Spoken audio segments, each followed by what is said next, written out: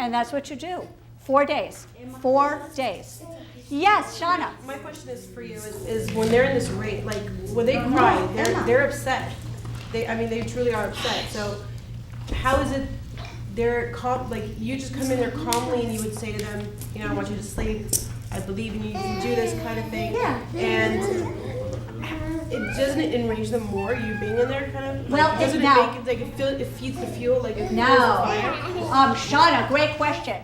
If your baby is agitated and you go in, will it make your baby more agitated, even if you're calm?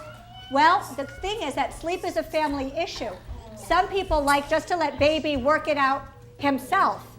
And that is one philosophy, and that's a fine philosophy. Some people just don't have the stomach for it. And this is an alternative. So if you go in and say, I'm here to make sure everything is fine, and I know you can sleep quickly, calmly, soundly, and deeply all through the night, and I'm here to support you, and I'm here because I'm not leaving, I'm right here with you, and you can do this. Then your baby knows. What is your philosophy? Do you like baby to calm himself down without you in the room? It's up to you. It just depends on how angry he is. If I hear that he's truly, in tears, then I'll go in there and I'll try and calm him. Yeah, it's 100% up to you. As I said, some people after 9 months and 20 pounds say baby can soothe him or herself. Some people can't stand to listen to their baby cry without them. And both are correct. There's not one right way. I happen to think that hypnosis is the answer because it's your job as a parent. It's your job as a parent to teach your child what the expectation is and to teach the child how to learn new skills. We do it with hypnosis. And when he begins to calm down and he's in that state between waking and sleeping and you use your hypnosis, he learns what to do. Our body gets really calm. We get that lovely, light, heavy, daydreamy feeling. And we can go quickly, calmly, soundly, and deeply all through the night. If you wake up, merely close your eyes, and you will fall back asleep. All right? Great. Who else has another question about, yes, Hanani? How do you convince a toddler to go to kindergarten? Okay, that's another lecture. That's another lecture, I promise you. We will definitely have one for toddlers. Does anyone else have a question for babies 0 to 24 months? Shauna. Okay, he sleeps in my room in a quarter crib, and I haven't taken him out. He has his own room. I just in denial. I don't want to let him go. So I need to transfer him to his room. How do I transition him? How do I do the transition where, should I just do it like cold turkey, like he has Well, how many months is he? He's 13 months. 13 months. He's used to sleeping in his porta crib in my room, but I want to teach him how to sleep on his own. So I'm a twin mom. I can catch. You ready to come down? Do I start him in his bed that he feels comfortable in, and then transition him to his room? Yeah. No, do I? Great question. This is if we have baby in a porta crib in our room, how do we get baby into his room? Yeah. And the first thing you have to decide is you have to memorize that baby's a magnifying glass. Are you, Shauna, really ready to put him in his own room? Okay, if you're not, he will take that and he will magnify it. But I need to. What? You need to? Because he's outgrowing his Okay. crib, so. Well, what we are going to do, thank you. We got Romy there. Hey, we got George as part of the action. Yeah. All right. So, I told you I was going to have 2 TAs here. I told you. I got the best TAs in the world. All right. Lots of extra hands today. Yeah, Charlie. Yeah. Hi. Oh, there's a smile response. Okay, hi. Yeah. All right, so the answer is, when it comes time to changing the association. So, do I just kind of go cold turkey and just put him in his room and let him, calm him and... Do you know what I would do? If he's used to him sleeping in his porta crib and you sleeping in the room in your bed, I would start, if he's outgrowing the porta crib, I would start by getting him used to getting a bedtime routine going, 4 things. Okay. Starting to do the 4 things in his room. Stay with him while he goes from waking to sleep, and then slowly begin to take yourself out of it. But do all 4 sleep associations in his room. It will take 4 days, just like it took Romy 4 days to sleep in Fresno with a neon sign. But move snack, story, and take a picture of him sleeping in his crib. Snack, story, songs, hypnosis, right in his room. And start it, and it will take 4 days, and then it'll be fine. Okay? Absolutely, you can start around nap time. Good idea. So Reed has a question. So you said snack, stories, singing, and hypnosis. So Yeah. when you say snack before bedtime, you mean like snack? Well, what does he like? What does he like to eat before bed? Well, we have dinner, bath, and bedtime. That's fine. And then hypnosis. That's perfect. It doesn't matter I what don't your give him things are. food before he goes to bed. Some people do, some people don't. It's 100% up to you.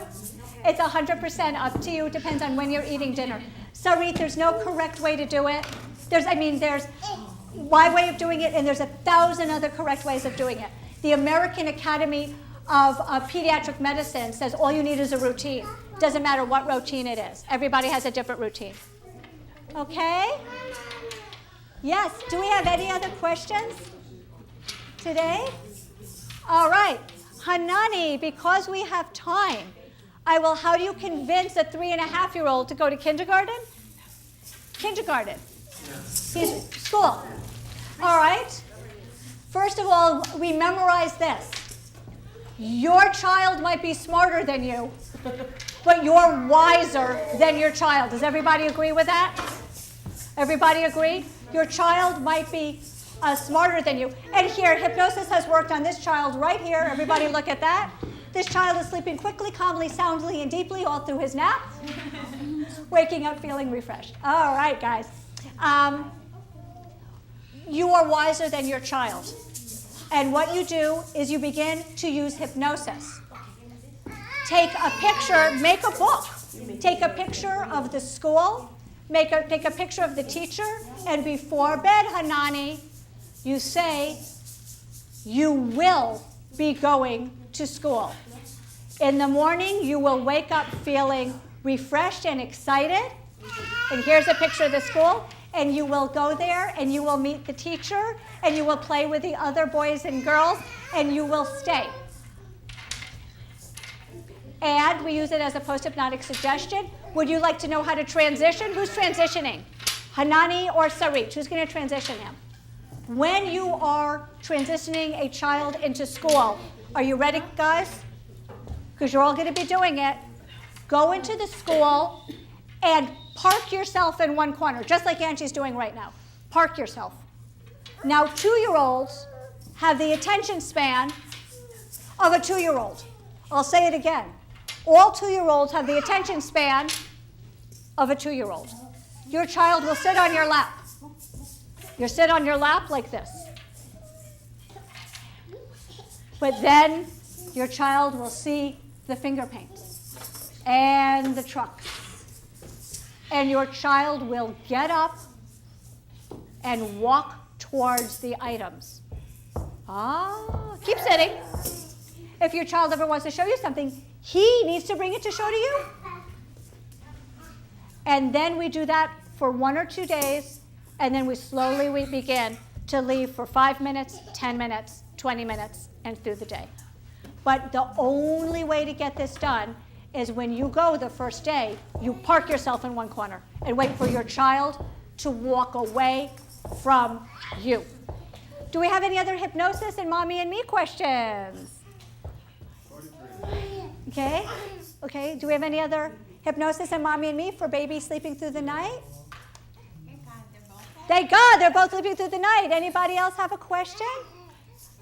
You work with pacifier when they cry for pacifier, not necessarily to come to bed. I for example, nowadays. You made a friend. Yeah. The question is about, does this work with pacifiers? Go ahead. They're at the stage of teething, so they either cry because they have pain or they can't find the pacifier, or especially Emma, she likes to come to my bed around 2, 3 in the morning. Is that okay with you? It's okay with me. Does that work for you and your husband and your family? If it does, it's fine. If you want something different, then we can use hypnosis to change it. But sleep is a family issue. Yeah. So is it okay with you? No, not all the time, because sometimes Emma wants to come also, and then Okay. it's both of them. So Okay, this now is you said the magic word, Angie. You said it's not okay all the time, which means it is okay some of the time? it's fine. Okay, when that happens, the child knows that she's going to look for some sort of a magic formula to make it into your bed. Do you agree? Yes. And if the magic formula is waking up sister, trust me, she's going to do it. Who disagrees? Anybody disagree with that? So we want to make a choice that you're comfortable with, you and your husband are comfortable with, and stick with that choice. Does that make sense? Either come or not. Yeah, and if pacifiers, again, are a family choice. And make sure there's a billion pacifiers sprinkled in the bed so she can find one. It doesn't matter, I tried it. Yeah, so whatever you choose, but we want to, again, not make it intermittent reinforcement. Again, think of Vegas. If every 12th time she makes it into your bed, that's going to reinforce trying everything to make it in there. You with me? Yeah. So we want to, again, use our repetition, which is another property of hypnosis and sleep. Repetition. So does everybody want that hypnosis one more time before we wrap up today? You will sleep quickly, calmly, soundly, and deeply all through the night. If you wake up, you will merely close your eyes and go back to sleep and wake up in the morning. Let's do one more song, guys. You ready? And we can, whoop, here we go. And again, it's not a solo. The more we get together, the more we get together, the happier we'll be. 'Cause your friends are my friends and my friends are your friends. The more we get together, the happier we'll be. Bye, friends! Yay!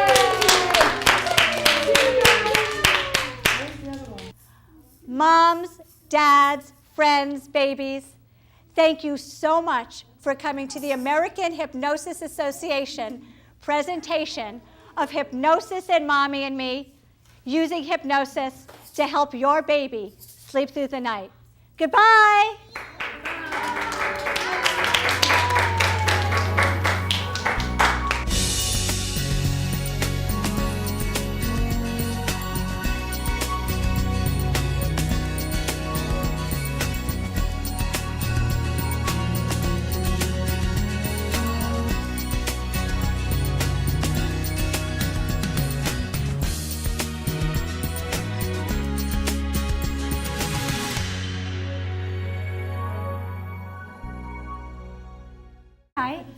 And I'm here to support you, and I'm here because I'm not leaving. I'm right here with you, and you can do this.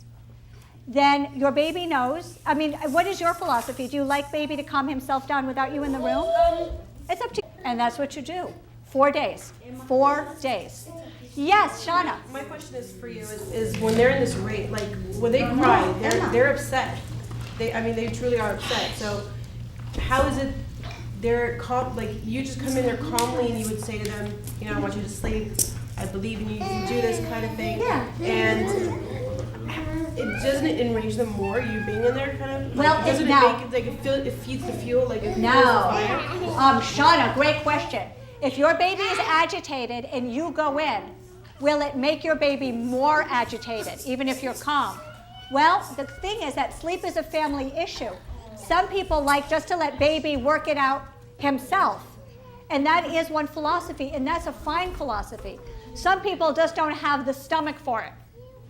And this is an alternative.